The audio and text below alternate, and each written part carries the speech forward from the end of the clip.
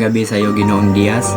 Ako nga pala, si Clint Impaz, at ito ang aking napiling tauhan sa nobelang El Filibusterismo.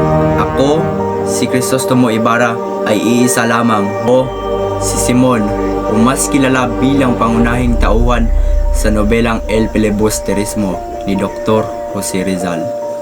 Kilala ako bilang isang mayamang alahero na nagbalik sa San Diego. Ako ay isang maimpluwensyang tao, hindi dahil sa kanilang kayamanan, kundi dahil ako ay mabuting kaibigan at tagapagpayo ng Gobernador General ng mga Espanyol. Dahil sa aking impluwensya sa Malacanang, binansagan akong kayong mangging kardinal o maitim na kardinal.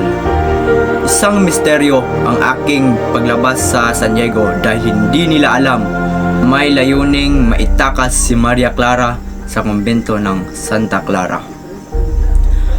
at magpasimulan ang revolusyon laban sa kinamumuyan kong Espanyol.